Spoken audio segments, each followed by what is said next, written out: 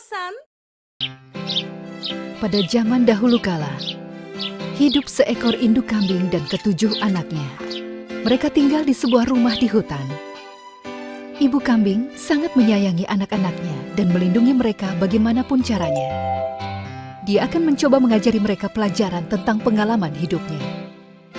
Dan mereka semua sangat menggemaskan. Mereka terdiri dari 4 kambing betina dan 3 kambing jantan. Suatu hari, ibu kambing ingin pergi ke pasar untuk menjual mentega yang dia buat. Tapi dia harus meninggalkan anak-anaknya di rumah sendirian. Sayangku, aku akan pergi ke pasar. Jangan bukakan pintu untuk orang asing. Berhati-hatilah. Baik, Bu.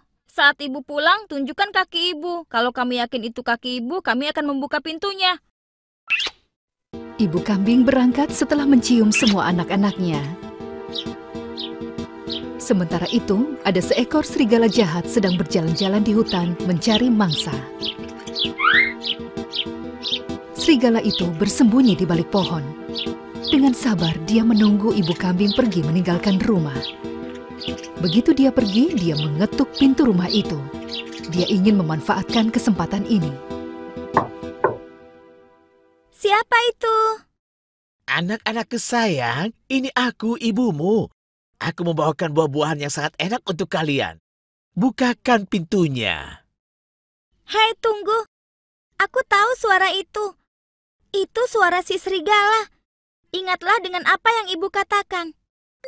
Serigala memiliki suara yang dalam. Oh anakku, berhati-hatilah. Atau serigala itu akan memakan kalian semua. Karena serigala tidak bisa masuk, dia mengetuk pintu untuk mencoba kesempatannya lagi. Kali ini dia meninggikan suaranya agar terdengar seperti ibu mereka. Kambingku sayang, ibu terjebak di luar. Ayo, bukakan pintunya. Ibu lelah, ibu bawakan banyak makanan untuk kalian. Kenapa kau membuat ibumu menunggu di luar? Itu terdengar seperti ibuku, tapi kita harus yakin. Ibu, tolong julurkan kakimu ke bawah pintu. Ingat apa yang sudah kita bicarakan? Perlihatkan kakimu.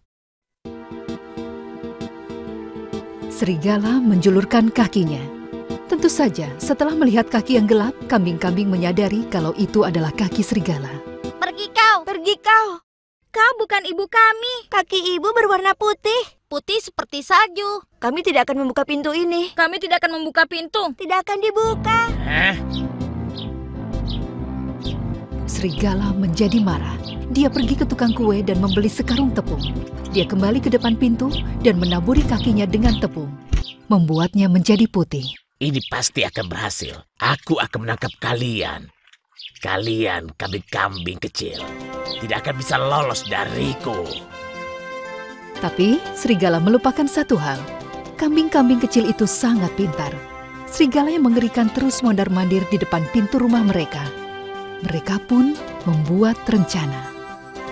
Saudara-saudaraku, aku punya perasaan. Menurutku serigala ini tidak akan menyerah dengan mudah dan akan berusaha untuk menipu kita. Kalau serigala jahat itu sampai datang lagi, bahkan jika melihat kaki putih, kita akan mengintip dari bawah pintu. Jika itu memang kaki ibu, kita akan bisa mencium baunya, bahkan dari balik pintu. Kambing-kambing kecil berkumpul dan saling membisikkan rencana satu sama lain. Mereka semua memiliki tugas yang berbeda. Dengan gembira, serigala mengetuk pintu lagi dengan kaki putihnya yang dilumuri tepung. Kali ini dia yakin bisa menipu kambing-kambing itu. Anak-anak, ayo. Aku ibu kalian. Lihat apa yang kubawakan untukmu. Jika kau buka pintunya, aku punya hadiah untuk kalian.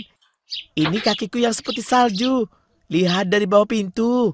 Kau lihat itu? Kau bisa lihat kakiku yang seperti salju ini? Saat para kambing melihat kaki itu dengan hati-hati, mereka sadar kakinya terlalu besar untuk kaki ibu mereka. Benar, kakinya berwarna putih, tapi sangat besar. Saudaraku, itu serigala, bukan ibu kita. Ayo laksanakan rencana kita. Baik, Ibu. Aku akan membukakan pintunya sekarang. Seperti yang sudah direncanakan, mereka semua bersembunyi di tempat yang berbeda. Ada yang bersembunyi di bawah selimut, di bawah tempat tidur, di dalam lemari, di dalam oven, dan ada yang bersembunyi di balik gorden. Juga ada yang pergi ke atap. Tugasnya adalah untuk berada di atas sana. Rencana mereka berjalan dengan sempurna. Akhirnya, si kambing kecil yang tahu ini sudah waktunya perlahan menarik tali yang dia ikatkan ke pintu. Dari dalam jam besar di ruang tengah tempat dia bersembunyi dan pintunya pun terbuka. Pintunya sudah dibuka, Bu. Kau boleh masuk. Serigala masuk ke dalam rumah. Dia kaget menemukan rumah itu kosong. Dia tidak melihat satu kambing pun. Tiba-tiba, dia melihat ada yang bergerak di bawah selimut. Serigala perlahan maju ke sana, menjulurkan tangannya, dan dia mengangkat selimut itu. Kena kau sekarang. Apa kau pikir kau bisa menipuku? Tidak ada yang bisa melarikan diri dariku. Kakak tertua yang bersembunyi di bawah selimut, di tangannya ada botol cabai yang pedas. Tiba-tiba dia melempar botol itu ke wajah serigala. Dan kambing di bawah tempat tidur menuangkan sebotol minyak di kaki serigala. Tumpahan minyak ada di mana-mana. Wajah serigala, mulut, hidung, dan matanya terbakar. Jadi dia tidak bisa berdiri di lantai yang licin dan jatuh di lantai. Berlumur minyak, serigala itu berguling ke arah pintu, mencoba untuk kabur. Tolong! Tolong! Aku terbakar! Aku terbakar! Apa tidak ada yang bisa menolongku? Mataku terbakar! Aku tidak bisa melihat! Anak kambing yang bersembunyi di dalam jam besar mengeluarkan kepalanya dengan suara yang keras. Tangkap serigala jahat itu dan hukum dia. Dia harus tahu apa akibatnya kalau dia mencoba menipu kita. Mendengar hal itu, yang lain pun mulai melempari serigala dengan tomat yang mereka simpan di ruang tengah dari dalam lemari pendingin dan juga kelereng yang mereka mainkan ke arah serigala agar dia tidak bisa lari di lantai yang licin. Kambing yang berada di atap menuangkan seember air dingin di atas kepala serigala yang kesulitan untuk mencoba keluar. Serigala itu berusaha menyelamatkan dirinya. Jika aku membayangkan dalam 40 tahun, aku tidak pernah bayangkan kambing-kambing kecil ini bisa menipuku. Apa aku sudah terlalu tua? Atau kambing-kambing itu sudah jadi sangat pintar? Menjelang malam, ibu kambing kembali dari pasar. Dia membawakan buah-buahan dan sayuran untuk anak-anak kambing agar mereka sehat. Masing-masing mendapat buah yang berbeda. Ibu tidak melupakan satu pun dan memilihnya dengan hati-hati. Saat dia tiba di depan pintu, dia melihat jalan masuknya basah. Dia melihat ke atas dan tidak ada awan di langit dan tadi tidak hujan. Dia pun mengetuk pintu dan memanggil kambing-kambing kecil. Kambing-kambing kecilku, aku pulang. Buka pintunya. Aku sangat lelah dan ada banyak tas di tanganku. Aku juga punya kejutan untukmu. Perlihatkan kakimu. Perlihatkan kakimu. Ibu kambing menjulurkan kakinya di bawah pintu. Kambing-kambing kecil langsung bisa mengenali kaki ibu mereka. Itu juga suara ibu mereka. Mereka langsung membuka pintu. Ibu kambing berteriak karena kaget saat dia masuk ke dalam rumah. Rumah itu sangat berantakan. Cabai dan tomat bertebaran di lantai, dan perabotan berantakan di mana-mana. Ibu kambing sangat ketakutan. Astaga, apa yang terjadi dengan rumah ini? Apa ini? Ada cabai dan tomat di mana-mana. Apa kau baik-baik saja? Kambing-kambing kecil menceritakan apa yang terjadi pada mereka satu persatu. Ibu kambing sangat sedih, tapi juga sangat bangga pada anak-anaknya.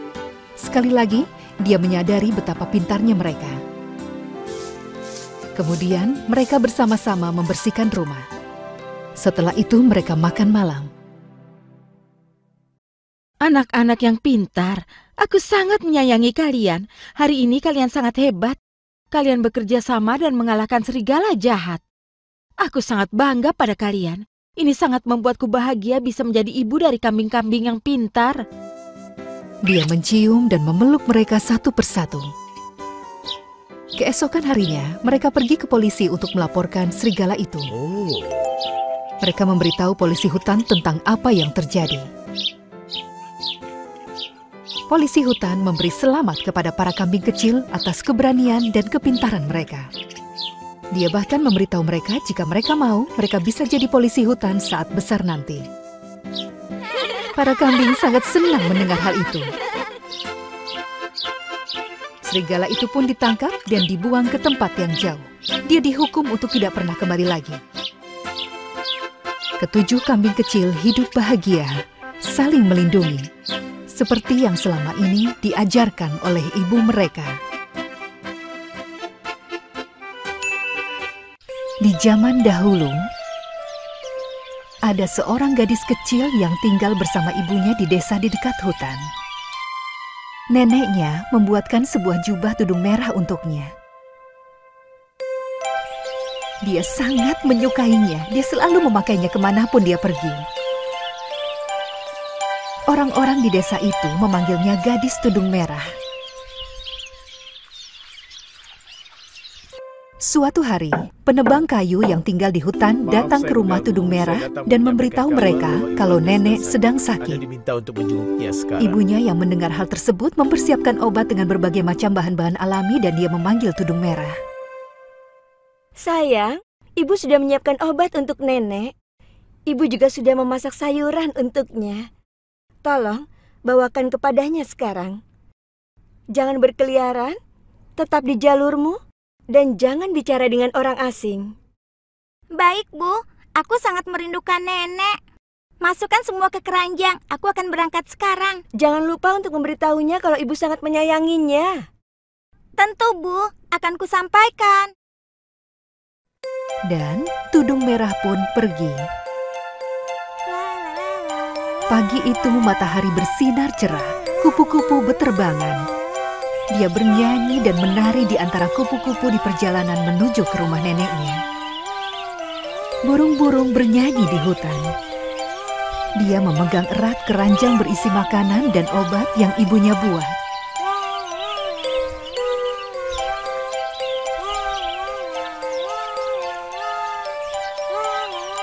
Ada banyak sekali bunga-bunga cantik yang menarik perhatian dari tudung merah hingga dia lupa dengan pesan ibunya. Dia keluar jalur dan masuk ke dalam hutan. Bunga-bunga yang cantik. Aku harus memetiknya dan membuat buket bunga. Nenek pasti menyukainya. Saat mengumpulkan bunga-bunga, dia tidak menyadari kalau dia sudah keluar jalur dan masuk semakin dalam ke hutan. Ini bagus. Ini juga bagus. Ah, ini harus semuanya.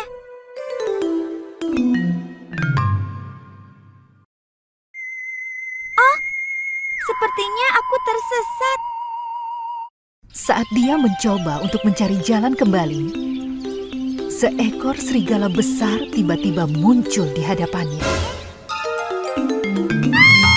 Tudung merah sangat takut. Dia berteriak, menjatuhkan keranjangnya ke tanah. Kau ini mau kemana, gadis kecil? Siapa namamu? Kau manis sekali. Orang-orang memanggilku tudung merah. Aku membawakan obat, makanan, dan bunga untuk nenekku yang sedang sakit. Kau tidak perlu takut padaku. Aku bukan serigala jahat.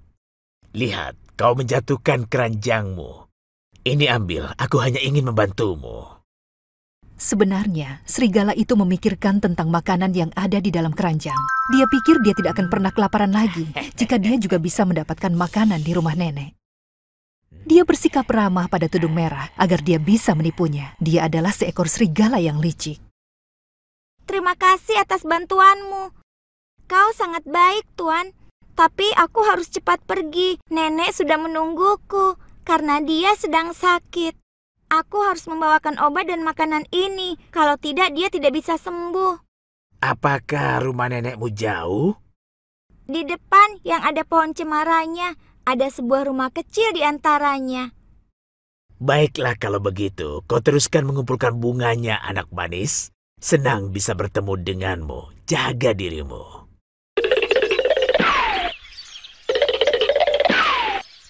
Setelah dia mengetahui di mana rumah nenek, serigala itu langsung pergi ke sana dengan lewat jalan pintas. Wanita tua itu menyahut dari dalam saat si serigala mengetuk pintu.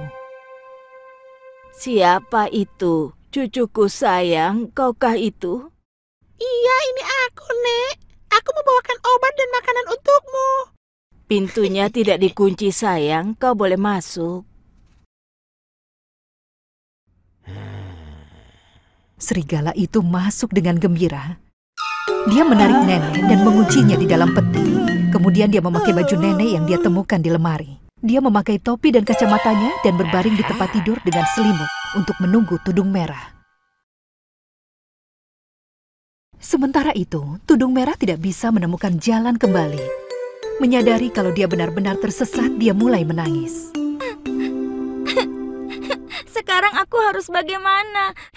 Kenapa aku tidak mendengarkan ibuku? Dia menyuruhku tetap di jalurku.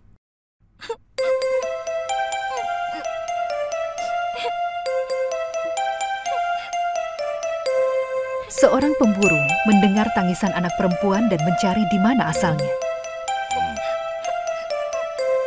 Kenapa kau menangis, gadis kecil? Jangan menangis.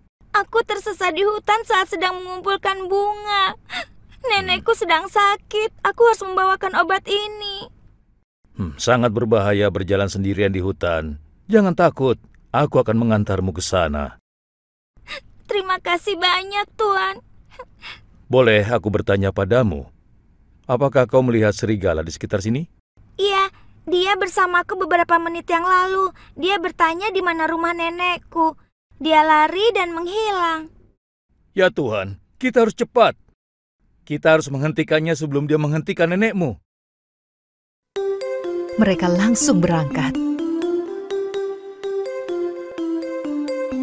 Saat Tudung Merah mengetuk pintu, serigala itu menirukan suara nenek dan bertanya siapa itu.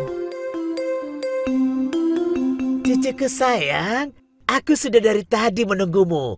Pintunya tidak dikunci, kau boleh masuk. Tudung Merah tidak mengenali suaranya, tapi dia pikir itu karena neneknya sedang sakit. Baiklah, gadis kecil, kau sudah aman di rumah nenekmu. Aku akan kembali ke hutan untuk memburu serigala itu. Jangan lupa, aku ada di dekat sini.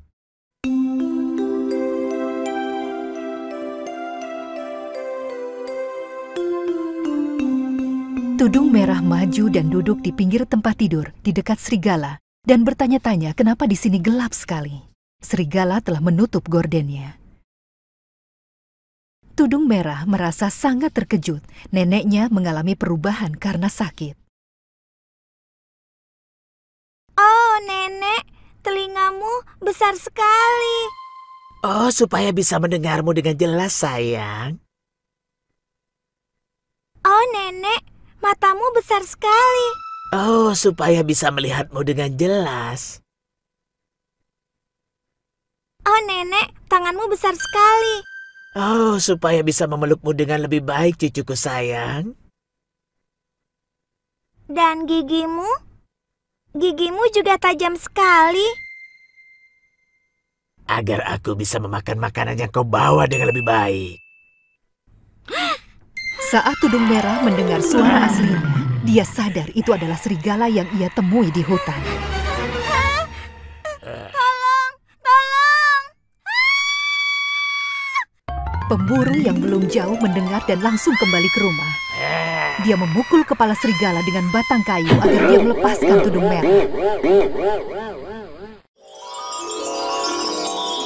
Dia mengikatnya dan membawanya pergi jauh dari hutan. Kau serigala jahat. Akhirnya aku bisa menangkapmu. Hutan akan aman tanpamu. Pemburu menyelamatkan nenek dan mengeluarkannya dari dalam peti. Tudung Merah, itu akan menjadi pelajaran untukmu. Kau jangan pernah melanggar perkataan dari ibumu. Ini semua terjadi karena kau melakukan itu.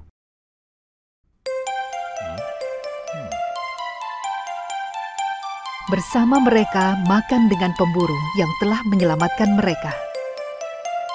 Nenek meminum obatnya dan mulai merasa lebih baik. Tudung Merah kembali ke rumahnya sebelum gelap. Dia tidak pernah lagi melanggar kata-kata ibunya.